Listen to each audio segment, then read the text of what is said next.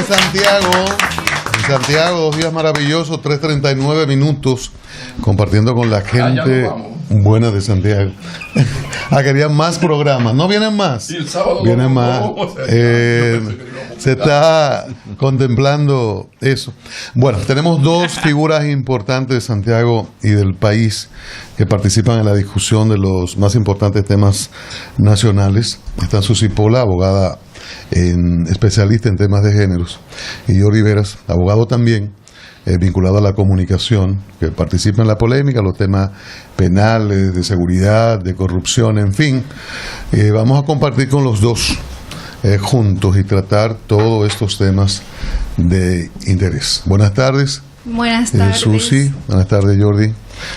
Bueno, vamos a compartir. Buenas tardes a todos. Buenas tardes a todos y a todas. Bueno. Hay una, como juristas, una discusión que está planteada en el sentido de que alegadamente sectores que se oponen a la observación que hizo el presidente alegan que del Congreso acoger la observación presidencial, esto sería violatorio a la Constitución de la República. No, pero también muchos juristas y sobre todo especialistas constitucionalistas han explicado que no es así, que no es cierto, que ningún derecho es absoluto y que hay otros articulados de la Constitución que sí, al contrario, que considerarían anticonstitucional el que se penalizara completamente el aborto. Porque así como se defiende la vida desde el nacimiento, la mujer tiene una vida desde el nacimiento y ya está anotada en las registros civiles, existe, es persona. Desde antes del tiempo. Después, bueno, hay una serie de principios de derecho, como el de la razonabilidad, como de la oportunidad, en fin, todos los principios que se aplican. Y eso el derecho a la integridad física, que también está claro, es como contenido en la Constitución. a suicidarte, ¿no? Claro. Jordi dice que habría que modificar en función de eso primero la Constitución para hacer estos cambios, y que decía el padre Ruiz que en el código aprobado estaba esa posibilidad de que ante alguna dificultad el médico tuviera la posibilidad de asumir a nivel médico la solución del riesgo de la mujer.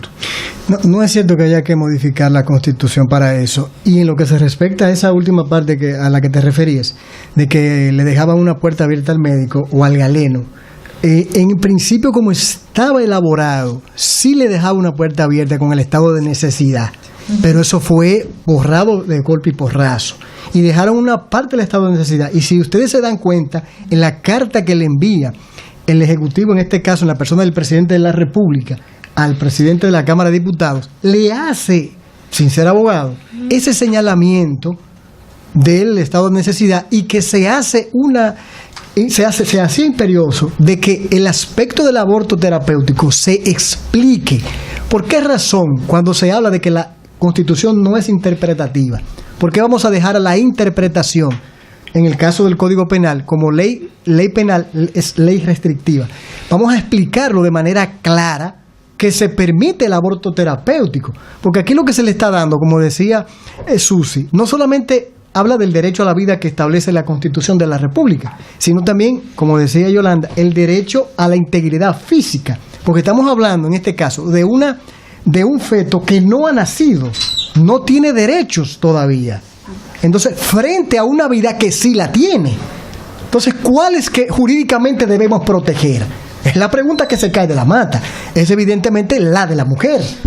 Entonces, ante la posibilidad también de que una mujer pueda tener un derecho de decisión, porque es lo único que se le está pidiendo, denos la opción de decidir si en una situación de incesto, de violación o de cuestión médica, la mujer tenga la posibilidad de decidir. Es lo único que no se le ha colocado en esta situación. Y después entonces las iglesias, las religiones se encargan de preparar a su feligresía de mujeres para que elijan morir. Es decir, eso le corresponde a las iglesias, pero que haya por lo menos la facultad de decidir si yo, madre, que tengo que morir por ese feto, tengo 3 niños más o no tengo, pero quiero vivir, pues que yo pueda decidir vivir. Eso en el caso del terapéutico. La apuesta, sin lugar a dudas, es en un país donde las iglesias influyen tanto, sobre todo la católica, es jugar a la confusión de que el pecado bien puede ser delito cuando no necesariamente.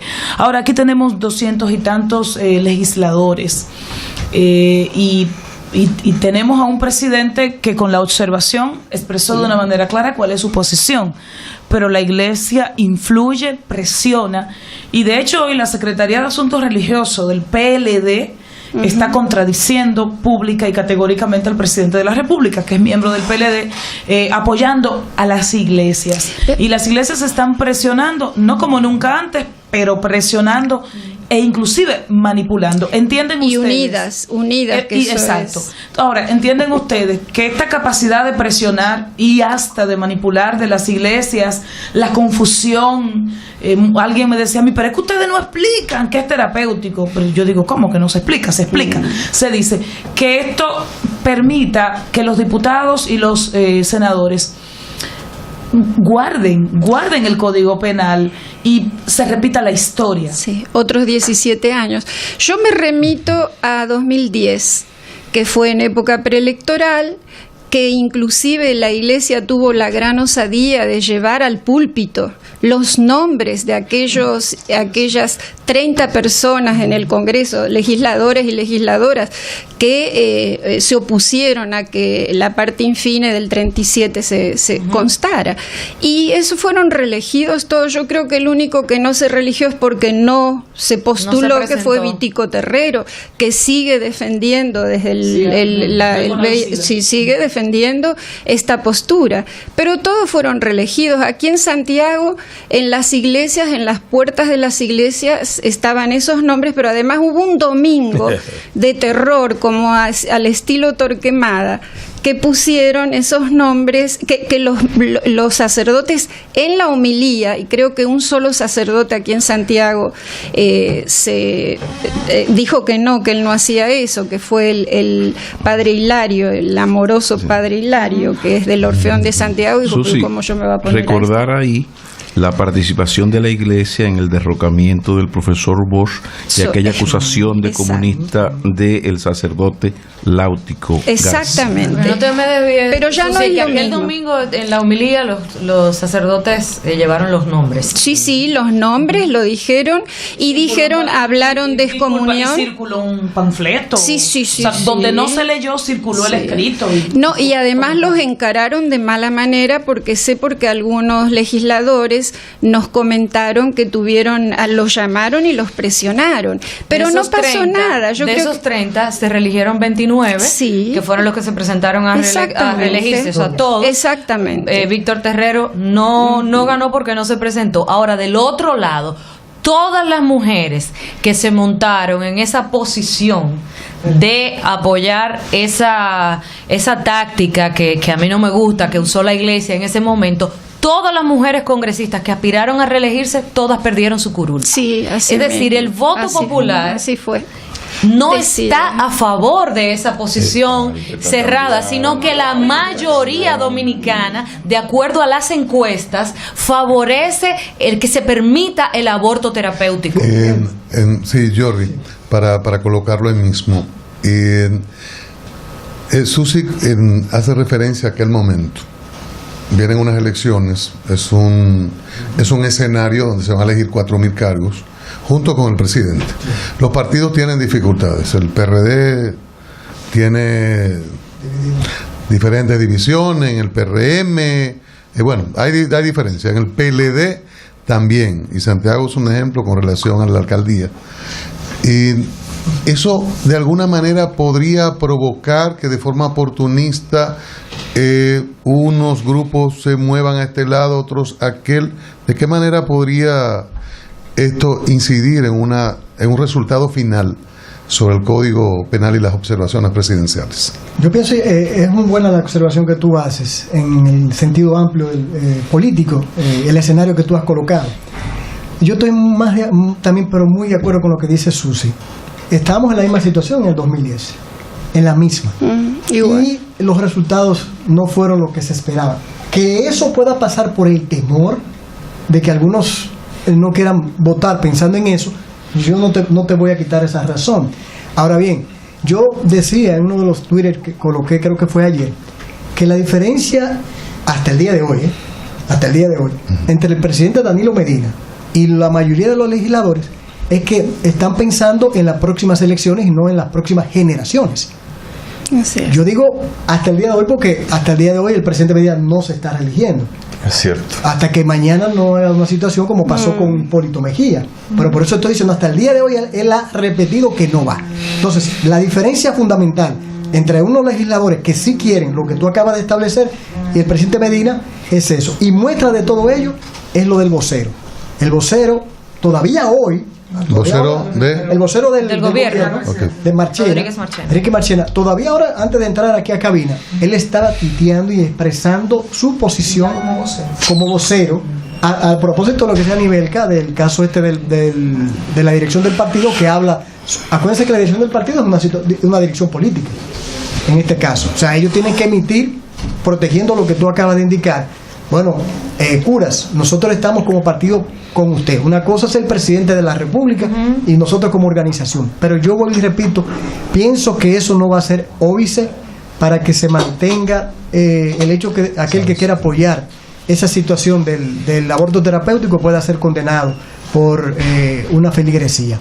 Yo decía, y no quiero extenderme mucho, a propósito de lo que decía Pablo, cuando él lo dijo, lo tenía en la mente, ese hecho de Juan Bosch y también cuando el caso de Trujillo mismo. Hace 51 años de eso. Pero esa no campaña asquerosa. ¿Qué mantuvo a Trujillo mantenido 31 años? Cuando dejó de tener el apoyo de una cúpula de la iglesia, evidentemente todos sabemos cuáles fueron los resultados con otras circunstancias sumadas. Pero te cité a ese caso porque habla muy mal de una iglesia que sigue 51 años después cometiendo los mismos errores en detrimento de la vida de los dominicanos. Y en la era de Papa Pancho. Bueno, pero el hecho de que mantengamos un concordato de 1953 es increíble. A veces uno lo ve, tú lees el concordato y dices, no es posible. Ese concordato en 2008 la Suprema opinó que era constitucional.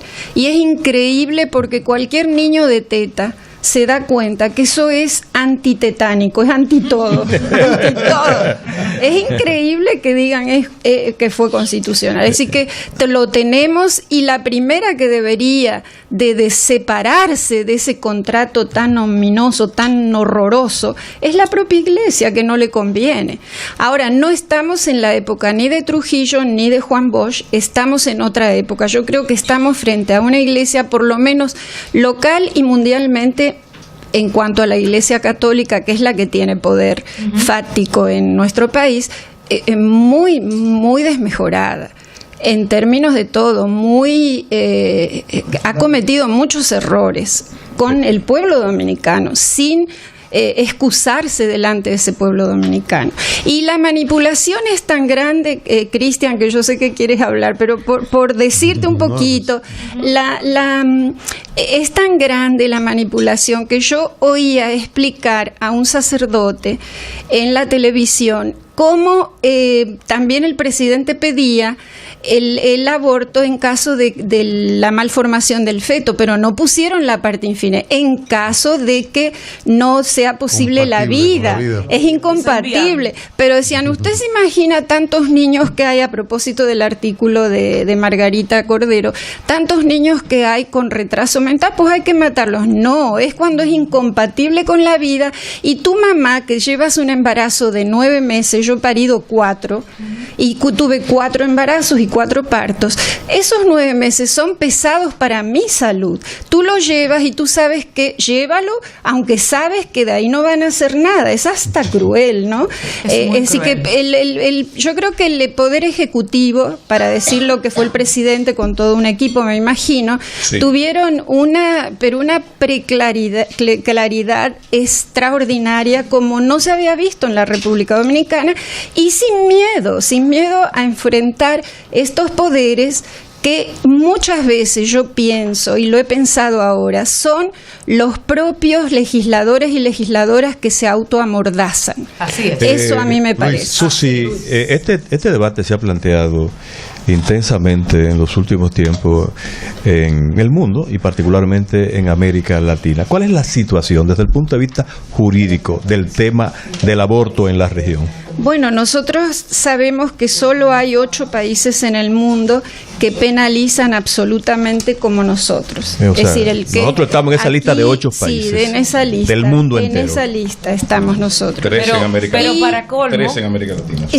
Sí, nada más en América Latina 2 o 3. Bueno, tenemos el caso del Pero Salvador. somos líderes en abortos ilegales. Exactamente. Y somos sí. líderes Y muerte en por mortalidad Sin que le materna. preocupe a nadie eso. Sin que le preocupe. Ni el feto ni la madre. Exacto. Mortalidad infantil y mortalidad materna. Líderes negativos. Exactamente. Explique un poco la situación. Bueno, hay 12 países, buscando muy rápidamente cuando ustedes me dijeron, 12 países en el mundo que reconocen la vida del feto.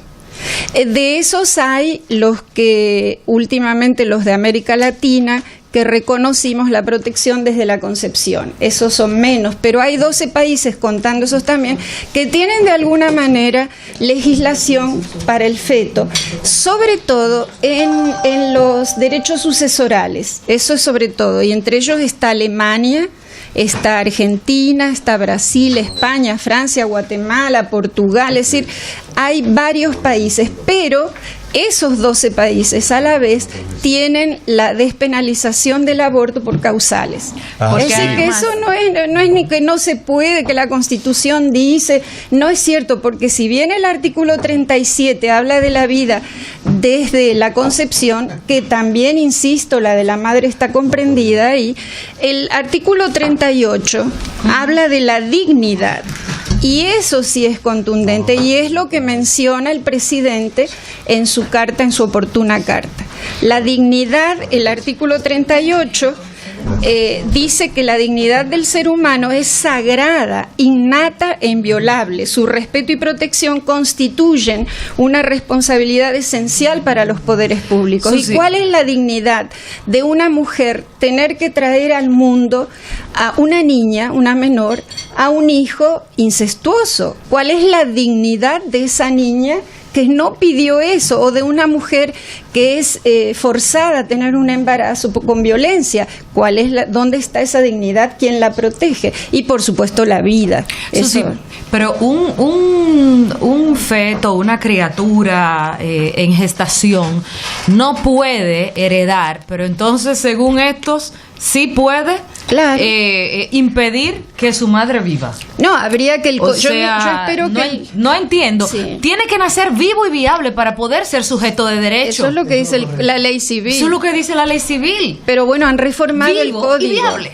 Yo me imagino que dentro del Código Civil pondrán las reglamentaciones también para el feto. Lo otro es que la comunidad internacional científica, Porque mala vive. sí, la comunidad científica internacional reconoce que mientras el feto, el embrión, la cosa que está dentro de la madre solamente vive mientras tiene el claustro del útero, pues si no lo tiene no hay vida. Eso es casi como un forúnculo que uno tiene, que tiene pus, y ya cuando te lo quitan no tiene más nada, no funciona. Es decir, que es así. Hay un tiempo, y por eso es que hay un tiempo permitido en la comunidad científica internacional que llega como hasta yo creo que las 4 semanas, no, 3 meses, a las 12 semanas, donde no hay vida posible si no está en el claustro de la madre. Entonces, castigar a las mujeres por tener un útero, óyame, esto es muy duro. Hay otra, y me voy a salir del tema, pero siguiendo en la temática de derecho y sobre todo cuando tiene que ver con la mujer, son muchos los avances que ha tenido República Dominicana, pero siguen muriendo mujeres a mano de sus parejas. Hay países donde ocurren los mismos niveles de violencia quizás, pero no se llega a la agresión física. Aquí no se ha podido. y hablamos de extranjeros que viven aquí y de dominicanos, por supuesto. ¿Qué está pasando? Y quizás es difícil en una respuesta breve. ¿Quiénes siguen fallando? Y hace poco, en un comentario, a través de Sol, decía, es que tal vez la educación está mal enfocada, porque cuando tú me educas como mujer para no soportar violencia, ¿quién me está educando como hombre para no ser violento? O cuando tú dices, paro a la violencia, pero es la violencia en sentido general. Sí, Susi, siguen muriendo mujeres. Ahí mismo, sitúanos a la República Dominicana en esto de la violencia contra la mujer y los feminicidios en el marco latinoamericano. ¿Qué tan grave es la situación? En la región estamos en un cuarto puesto. En la región de Centroamérica y Latinoamérica tenemos 3 por encima de nosotros que tienen más muertes. Por supuesto, Salvador, Guatemala, Honduras. Liderazgo negativo también. Que tienen ahí el tenemos liderazgo de pandillas también muy fuerte. Cientos de mujeres. Pero nosotros como colectividad, como país, no podemos avanzar porque existe una misoginia presente que no se ha trabajado. Claro. Yo hoy leía en la prensa que hay en India 7.000 niñas mueren diariamente por desprecio social. Desprecio social. Nosotros lo vemos y decimos, diablo, pero qué duro en esos países, cómo es. Pero nosotros también. Susi, lo de misoginia, por favor. Lo de misoginia. Explícanos, por favor, lo de misoginia. Es una especie de odio a las mujeres, a todo lo que es femenino. Y nosotros tenemos un país muy violento. Óiganme, la masculinidad violenta, la masculinidad como categoría de género en República Dominicana es violenta. Nosotros nos peleamos por cualquier cosa. Nos voceamos, pero ya últimamente nos tiramos tiros y nos cortamos. Aquí todo el mundo anda armado. Susi, en ese contexto estamos conversando con Susi Pola, yo Riveras, abogados de todos estos temas tan interesantes y controversiales. Hubo una situación hace 2 días en que una mujer le vociferaron bandida, ladrona y cuero. Así mismo. Ella le dijo loco al que le estaba voceando eso. Él le decía, bueno, si yo soy loco, tú eres ladrona. Y ahí se manejó la situación. Un hombre o una mujer. El hombre es el padre Rogelio Cruz. Sí, yo lo vi. La mujer, la senadora Sonia Mateo. Pero como esto era Rogelio y una política, como que de repente se quedó así. Como que no se vio en el contexto de la agresión a una mujer, sino de otra naturaleza. Y aquí no coloco porque no está en el tema lo relativo a Rogelio, el bastón y el otro señor. Pero ¿qué pasa? No he escuchado quejas en ese sentido. ¿Qué pasa? Dicen que fue un debate de altura, ¿no? Sí, no son de altura, son bastante rastreros, pero yo no creo que hubo violencia de género. Lo hicieron, no. Si hubiera sido un senador, se hubieran fajado igual lo mismo. No veo yo ahí una porque ¿qué tipifica la violencia de género? La violencia de género es la violencia contra la mujer por el hecho de ser mujer. Nada más. O sea, si me roban la cartera, no es violencia de género. Se la pueden robar también a un varón. Exacto, o sea, si me roban la cartera no es violencia de género. Aunque hay una perspectiva de género, a las mujeres nos roban más que a los varones porque las mujeres vamos con todos los brazos. Pero yo creo que no puede ser de gran utilidad esto que acaba de preguntar Yolanda. Yo le digo porque, por ejemplo, yo choqué a una señora. Ella tuvo la culpa, ella dice que la culpa la tuve yo, nos metemos en una discusión, ella usa armas, saca un arma, me dispara, yo saco la mía y el que la mata soy yo. ¿Eso es feminicidio o 2 ciudadanos? No. Que eso no. O sea, si un hombre mata a otro, a una mujer, no es automático el feminicidio. No. El feminicidio tiene marcas de misoginia. Por ejemplo, cuando se mata a una mujer, sea por una expareja, sea un feminicidio íntimo o no íntimo, no importa. Siempre hay señas, cicatrices que señalan la misoginia alrededor de los senos, alrededor de los órganos genitales. Una mujer se mata con 37 puñaladas, por ejemplo. Eso no es en el fragor de que me chocaste y te choqué y nos baleamos. Estamos hablando de cuando a una mujer se le infieren 37 puñaladas. Eso es homofóbico. No, y no tiene que ver el contexto. Porque yo me voy a las trompadas con un señor, sacamos y le doy 37 puñaladas. Bueno, lo maté. No si le dan a un señor. No, yo no he oído eso. ¿Tú has oído eso? 14 tiros. Ahora en lo del parqueo fueron 11. Por ejemplo. Sí. Entonces, pero es para tipificar. Los grupos femeninos están cuestionando precisamente lo que has planteado. El Código Penal actual, el reformado, observado por el presidente, establece esas categorías. Bueno, el feminicidio es de persona vinculada afectivamente, o es o fue una cercanía. Entonces los grupos femeninos dicen, los grupos de feministas, que eso es un error, que están reduciendo el feminicidio. Pero con la explicación que acaba de dar, está coincidiendo con el código. Es la versión del código. Estamos que hablando, es vinculado con el ejemplo que puso Te pongo Pablo. el ejemplo. Por ejemplo, hay una muchacha aquí en Santiago que el año pasado, ya se acerca a 2 años, ella tiene 4 niños, se veía obligada a ejercer la prostitución, tiene un cliente ocasional, va a la casa del cliente en una 4ª planta, y ese cliente, después que no sé en qué momento, la golpea, la maltrata, con un bate le abre la cabeza y para finalizar la tira de la 4ª planta. Esa mujer sobrevivió, está viva, Jordi la conoce. Y eso no era ni el novio, ni un exnovio, ni pero un padre. Pero está la parte sentimental, sexual, íntima. Pero era un cliente. Es un feminicidio no íntimo, porque no lo conocía. La intimidad lo da el conocimiento. Pero no tenían sexo.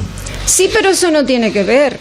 Eso es ocasional. O sea, la connotación de intimidad no viene dada por ayuntamiento carnal, sino por el vínculo que hay de amor, de pareja, de expareja. Y lamentablemente los legisladores reconocieron solo el feminicidio íntimo, y en el país hay un casi 30% que no es íntimo, que es un feminicidio así como el de la muchacha que tiraron de la 4ª planta y que sobrevivió, Dios sabe para qué. Tenemos que ir a Santo Domingo, necesariamente.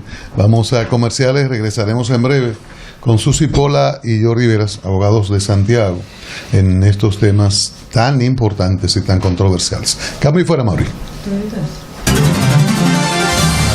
Yo tengo una pregunta que la voy a dirigir a